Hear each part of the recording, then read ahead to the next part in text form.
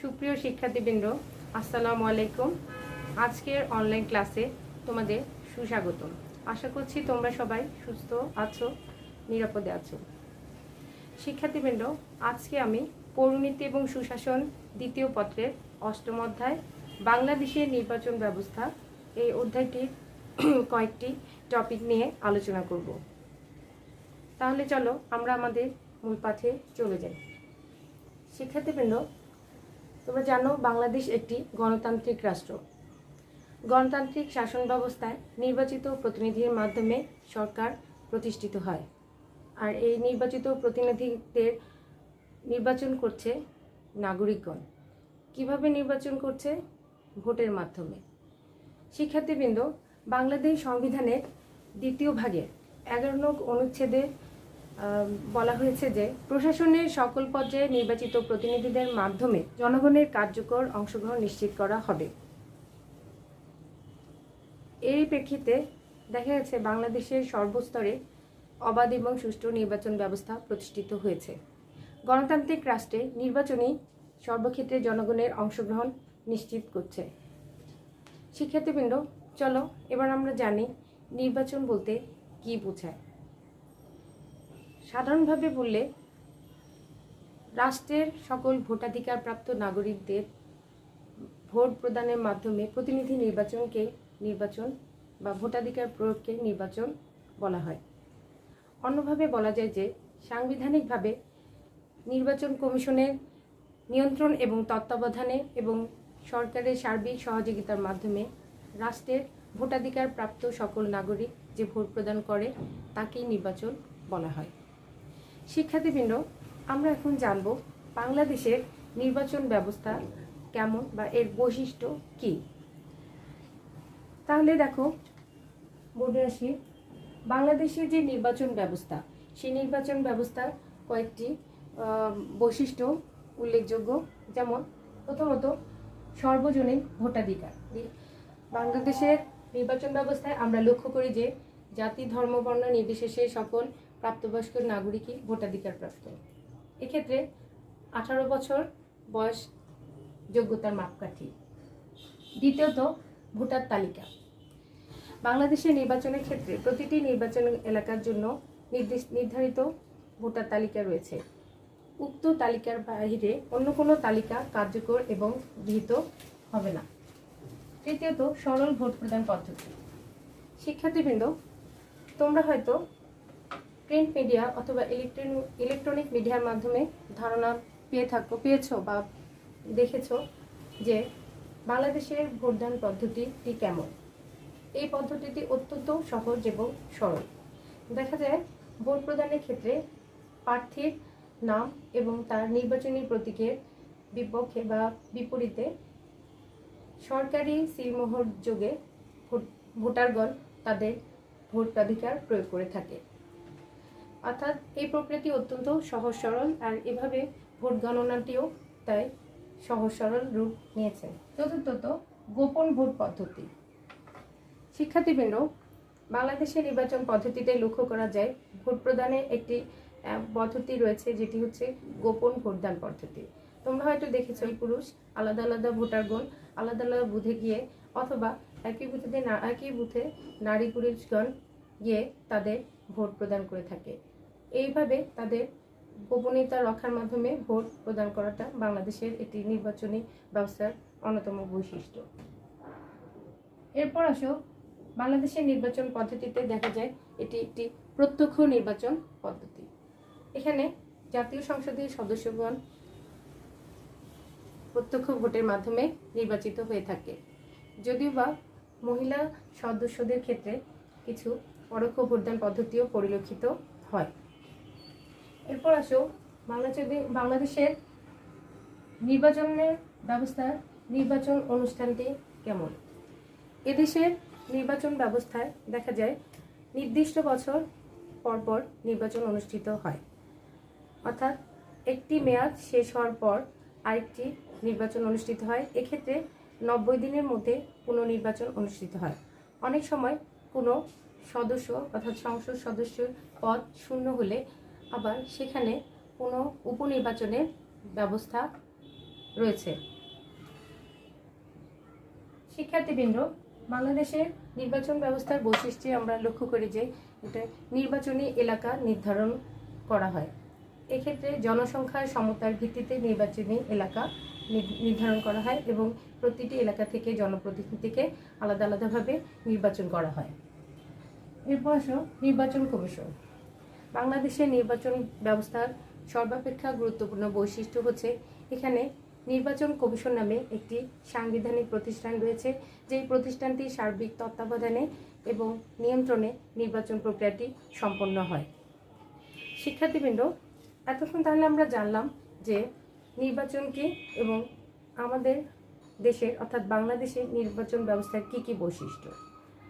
আমরা দেখেছি বাংলাদেশের নির্বাচন ব্যবস্থার বৈশিষ্ট্যগুলোর মধ্যে রয়েছে সার্বজনীন ভোটাধিকার, ভোটার তালিকা, সরল ভোটদান পদ্ধতি, গোপন ভোট পদ্ধতি, প্রত্যক্ষ ভোট পদ্ধতি, নির্বাচন অনুষ্ঠান পদ্ধতি, নির্বাচনী এলাকা নির্ধারণ এবং নির্বাচন কমিশনের ব্যবস্থাপনা ইত্যাদি বৈশিষ্ট্য রয়েছে।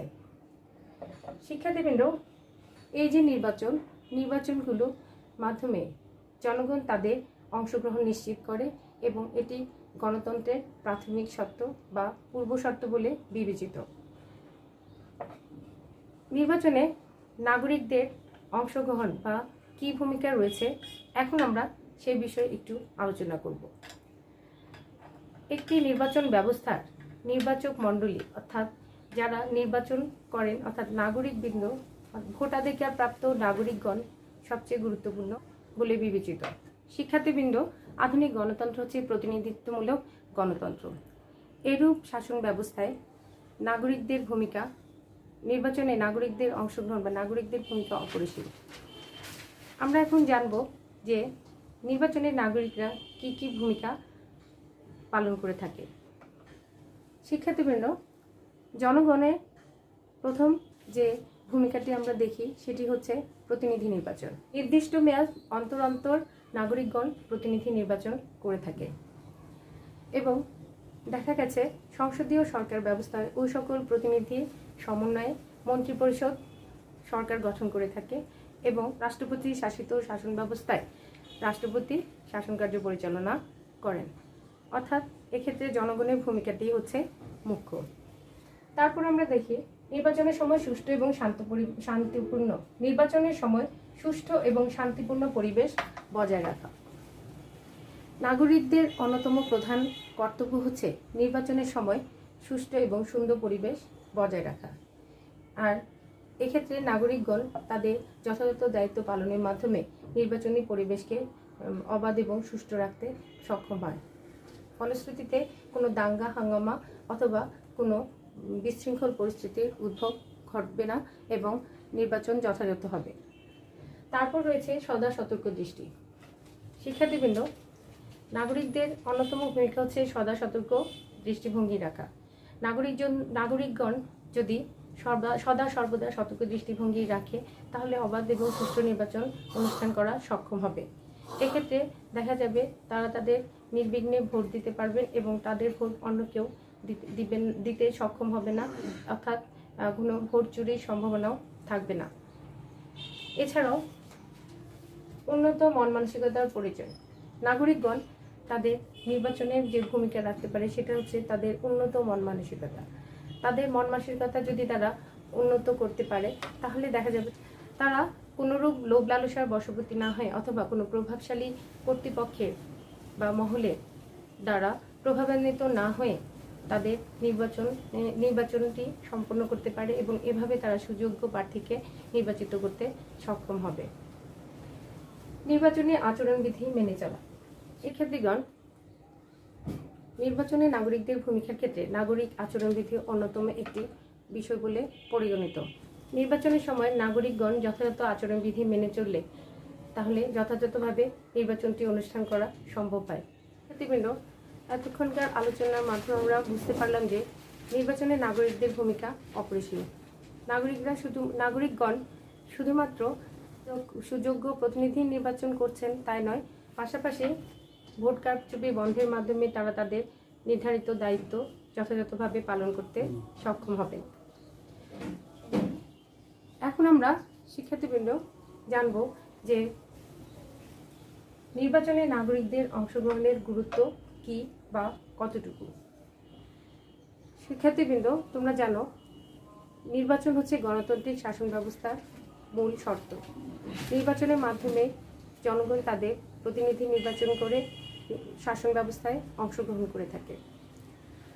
আমরা যদি আমাদের প্রাচীনকালে লক্ষ্য করি, তখন আমরা দেখেছি এক একটি নগর ছিল এক একটি রাষ্ট্র। সেক্ষেত্রে নাগরিকগণ সরাসরি রাষ্ট্রীয় কার্যে অংশগ্রহণ করতে সক্ষম ছিল। কিন্তু বর্তমান বিশাল আয়তনের রাষ্ট্রীয় ব্যবস্থায় এরূপ অংশগ্রহণ কোনোভাবেই সম্ভব নয়। সকল নাগরিক রাষ্ট্রীয় ব্যবস্থায় অংশগ্রহণ করতে পারেন না। ফলশ্রুতিতে বর্তমানে নাগরিকগণ তাদের নির্বাচিত প্রতিনিধির মাধ্যমে রাষ্ট্রীয় ব্যবস্থা অর্থাৎ শাসন বিভাগ, আইন বিভাগ বা স্থানীয় স্বায়ত্তশাসিত প্রতিষ্ঠানগুলিতে তাদের অংশগ্রহণ নিশ্চিত করে থাকে।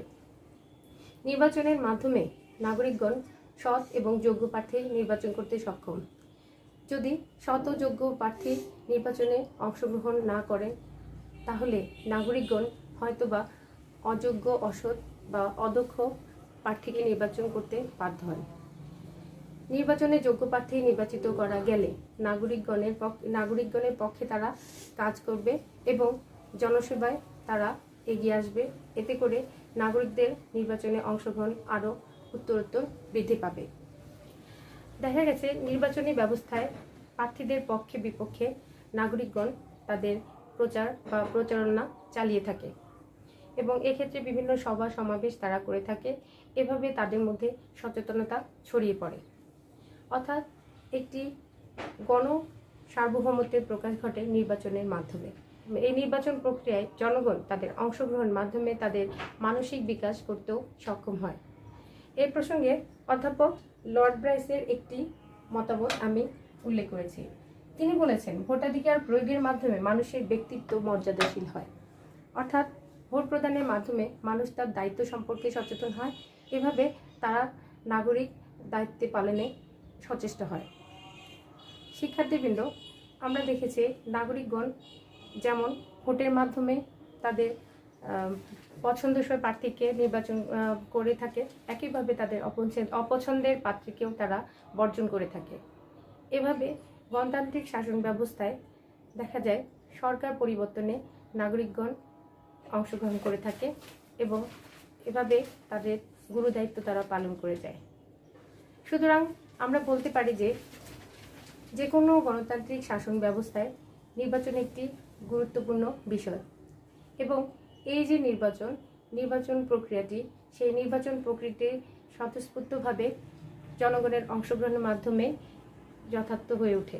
শিক্ষার্থীবৃন্দ, এতক্ষণকার আলোচনায় আমরা জেনেছি নাগরিকদের নির্বাচন প্রক্রিয়ার অংশগ্রহণের গুরুত্ব কতটুকু। গণপ্রজাতন্ত্রী বাংলাদেশের শাসন ব্যবস্থায় নির্বাচন একটি গুরুত্বপূর্ণ বিষয়। দেখা গেছে নির্বাচনের মাধ্যমে প্রত্যেক 5 বছর অন্তর বাংলাদেশের সরকার পরিবর্তিত হচ্ছে এবং জনগণ তাদের নিজের ইচ্ছা বা মত তুলে ধরতে সক্ষম হচ্ছে।